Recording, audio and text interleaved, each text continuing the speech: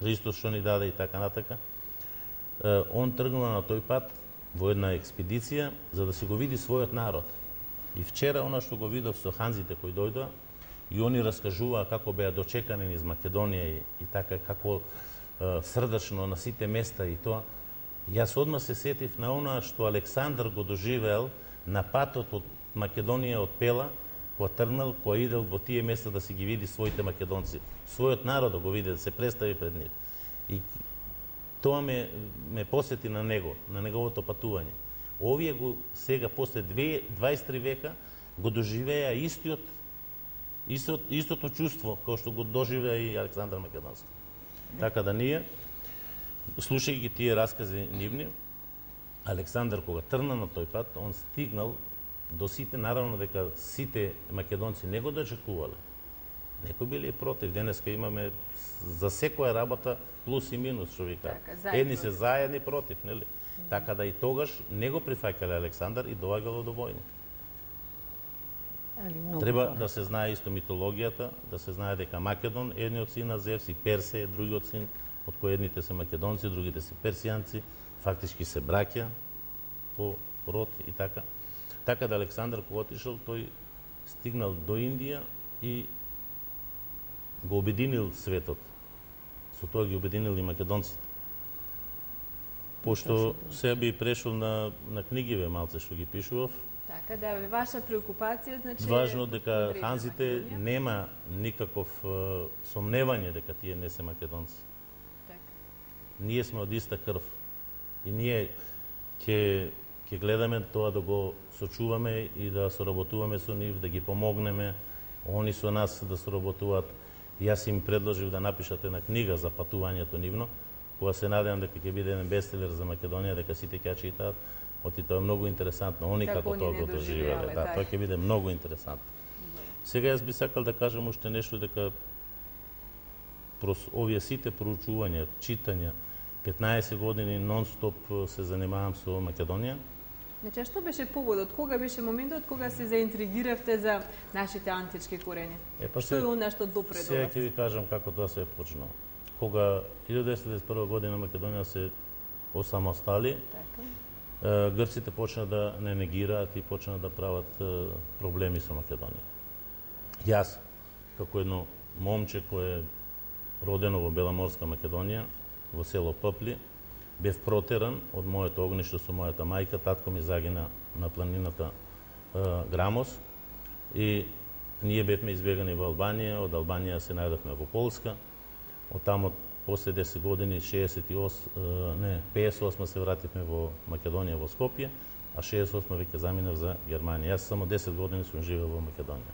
Иначе моето патување веćinom целото низ цел свет само што најмалку сум во Македонија. Најмногу се чувствувате македонец и најмногу сакате Македонија. И затоа што сум надвор од неа, се прашав кој сум, што сум и кој сме ние и зашто грците нас не негираат. И приликом тоа испитување ги дознав сите тајни и многу работи расчистив кој сме и што сме и како сме. И така почнав, го сретнав Симе Пандевски, кој дојде од Канада, беше кај мене во Германија, седеше 6 месеци, правевме разни муабети и тој ми даде потик да се заинтересирам поише за македонската историја. И од тука почнувам да истражувам.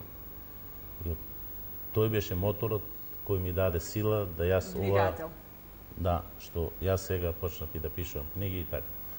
И првата книга се сретна со Пандил Костовски и разменавме доста размишљања, материјали и така натака и на крајот направивме една книга која се викаше Александар Македонски и македонизмот.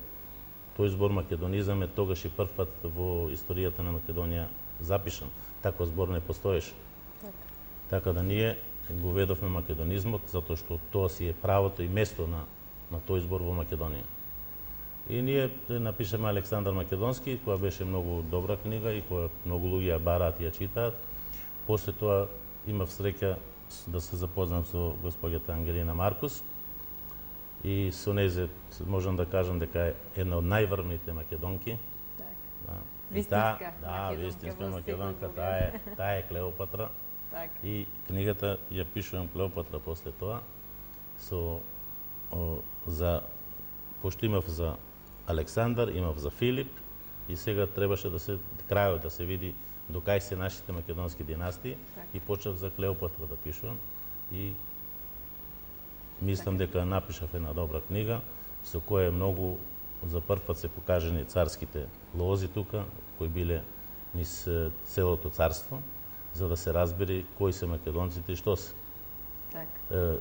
Познато дека царски лози само македонците воделе и египчаните.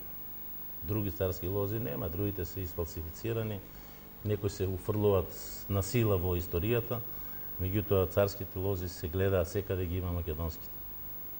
Така да и историјата е целата изфалсифицирана, ама од дел од тоа изфалсификување ние можеме да си ја препознаеме нашата македонска историја. Тоа ќе пишуваме во другите книги, затоа што не може во... Ова беше важно да се научиш за антиката, кои сме, што сме до Клеопатра. Се од Клеопатра ќе пишуваме за другите периоди, како она што го викаат оне византиска. Пошто Византија никош не постоела, немала држава Византија, тоа е еден град кој се викал Визант, во кој живееле македонските цареви, цари град по наше македонско кажано, тука до 16 Константин 16.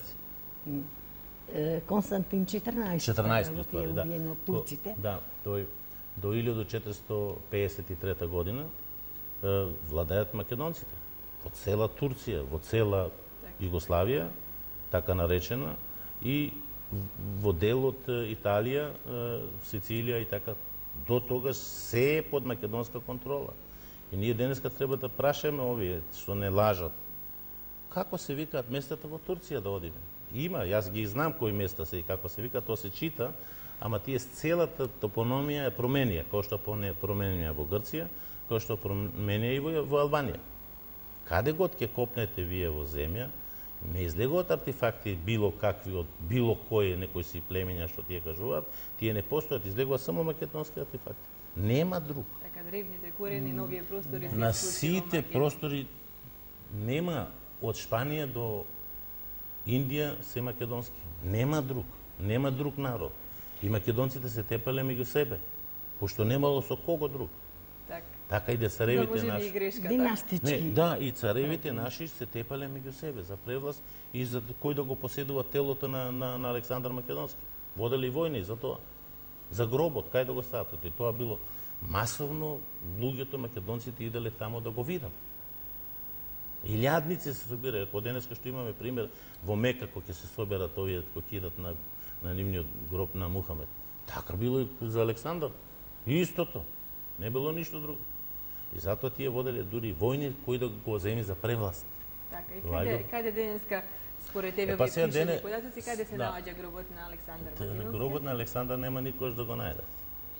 Зошто? Затоа што дали го имаме гробот од Македон, дали го имаме гробот од Дион, дали го имаме гробот од Херакле, дали го имаме гробот од Александар, од Исус Христос, ги нема гробови. Тие гробови се нашата тајна митологија за која нашата вера денеска која ние во неја заверуваме христијанска, таа лежи на македонското. Затоа што целата оригинал е како е направена, таа е од времето уште од тие времења до денес со мали измени ги имаат направено, со коригирање на некои работи верски, меѓутоа се гледа дека корените се тие од таму и гробовите нивни ги нема, затоа што мислат после смртта неговото тело воскрснало и заминало на оној свет.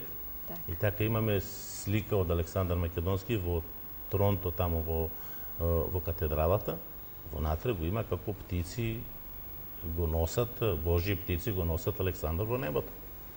Така да во интерес на времето, јас се извинувам, би сакала да се подсетиме и на другите убави дела на Ангелина Маркос. Јас само ќе напоминам дека за кратко време неколку книги ви излега од печат, како што е Алкомена, но претходно беше и Аристотел Македонецот, беше Македон и македонците, исхраната на древните македонци, Филип II Македонецот, македонската древна медицина и ред други. Се во фокус значи на таа древна Македонија, накусо за овие книги.